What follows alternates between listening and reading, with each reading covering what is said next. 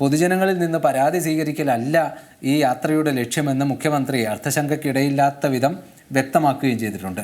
പിന്നെ എന്താണ് ഈ യാത്രയുടെ ഒരു ലക്ഷ്യമെന്ന കാര്യത്തിൽ ഇപ്പോഴും അവ്യക്തതയുണ്ട്. ഭയങ്കര രസമാണ്.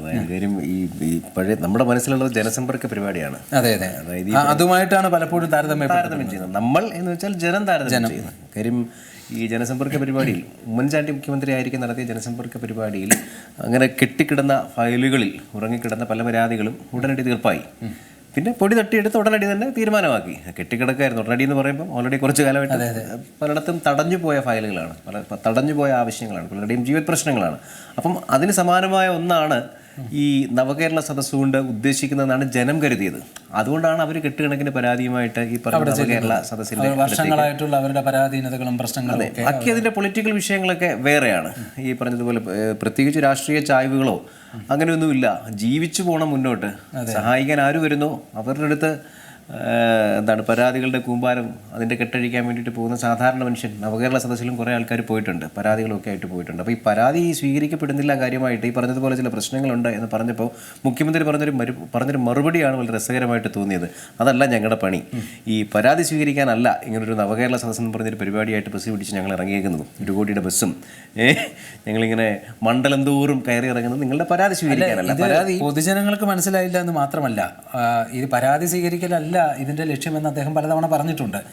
കഴിഞ്ഞ ദിവസം കോട്ടയത്തെത്തിയപ്പോൾ അവിടെ അധ്യക്ഷ പ്രസംഗമാണെന്ന് തോന്നുന്നു, മുഖ്യമന്ത്രിക്ക് മുന്നേ സംസാരിച്ച തോമസ് ചാഴിക്കാടൻ MP ഇതേക്കുറിച്ച് പരാതി സ്വീകരിക്കലാണ് ഈ യാത്രയുടെ ലക്ഷ്യം എന്ന രീതിയിലായിരുന്നു അവിടെ സംസാരിച്ചത്. പരസ്യമായി ആ വേദിയിൽ വെച്ച് മുഖ്യമന്ത്രി തോമസ് ചാഴിക്കാടനെ തിരുത്തി, അദ്ദേഹത്തെ അപമാനിച്ചു, അവഹേളിച്ചു എന്നൊക്കെയാണ് UDF-കാരൊക്കെ ഇപ്പോൾ അത് വേറെ പരസ്യമായി തിരുത്തി.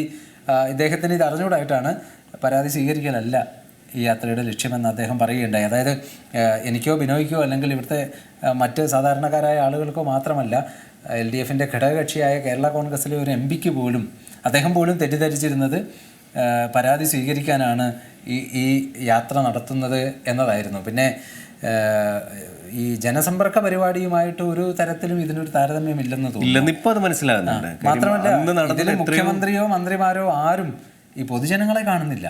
അവർ സംസാരിക്കുന്നത് തിരഞ്ഞെടുക്കപ്പെട്ട പൗരപ്രമുഖരുമായിട്ട് മാത്രമാണ്. ഒരുപക്ഷെ ഈ ജനസമ്പർക്ക പരിപാടി എന്ന് പറഞ്ഞൊരു സംഗതി ഉമ്മൻചാണ്ടി നടത്തുമ്പോൾ ശരിക്കും വ്യക്തിപരമായിട്ട് എനിക്ക് തോന്നിയിട്ടുണ്ട്, ഈ കെട്ടിക്കിടക്കുന്നത് കൊണ്ടല്ലേ ഇങ്ങനെ ചെയ്യേണ്ടി വന്നത്, അത് സർക്കാരിൻ്റെ പിടിപ്പുകേടല്ലേ എന്നൊക്കെ തോന്നിയിട്ടുണ്ട്. പക്ഷേ പിന്നീട് ഓരോ ജനസമ്പർക്ക പരിപാടിയിലും അതിങ്ങനെ ഡേറ്റ് നേരത്തെ ഫിക്സ് ചെയ്തിട്ട് മന്ത്രിസഭയടക്കം അവിടെ പോവുകയാണല്ലോ ചെയ്യുന്നത്.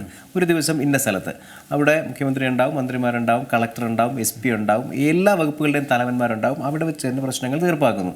അന്ന് എത്ര പരാതികളാണ് പരിഹരിക്കപ്പെട്ടത് എന്ന് ഓർക്കുമ്പോൾ ഇപ്പോൾ നടക്കുന്നത് ജനസമ്പർക്ക പരിപാടി അല്ല, അല്ലെങ്കിൽ അതിന് സമാനമായ ഫലം കൊടുക്കുന്നത് എന്തെങ്കിലും അല്ല എന്നൊരു ബോധ്യം വരികയാണ്. വലിയ ബഹുമാനത്തോടെ ജനസമ്പർക്ക പരിപാടിയെ ഇപ്പം കാണാൻ എനിക്ക് തോന്നുന്നു എന്നുള്ളതാണ് അതിനകത്ത് ഒരു പ്രധാനപ്പെട്ട കാര്യം.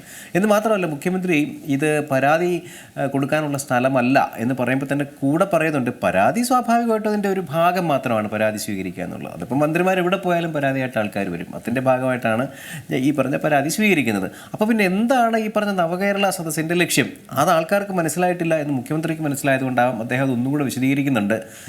കേരളം നേരിടുന്ന പ്രശ്നങ്ങൾ ഞങ്ങൾ ജനങ്ങളോട് സംസാരിക്കാനാണ് വരുന്നതെന്ന്. ഇനി അതിൻ്റെ കമൻറ്റുകളൊക്കെ ഭയങ്കര രസമാണ് സോഷ്യൽ മീഡിയയിൽ. അതിൻ്റെ താഴെ വരുന്നത് താങ്കളാണ് ഇവിടുത്തെ ഏറ്റവും വലിയ പ്രശ്നം എന്നൊക്കെയാണ് കമൻറ്റുകൾ വരുന്നത്. അത് ഓരോ കമൻറ്റ് ഇടുന്നവരുടെ രാഷ്ട്രീയമായിരിക്കാം അതിനകത്തുള്ളത്. അതെന്തെങ്കിലും ആയിക്കോട്ടെ, രാഷ്ട്രീയവും നർമ്മബോധവും ഒക്കെ ഉണ്ടാവും. അത് അതിൻ്റെ വഴിക്ക് പൊയ്ക്കോട്ടെ, നമ്മളത് പറയുന്നില്ല. അതല്ലല്ലോ ഇതിൻ്റെ കാതൽ.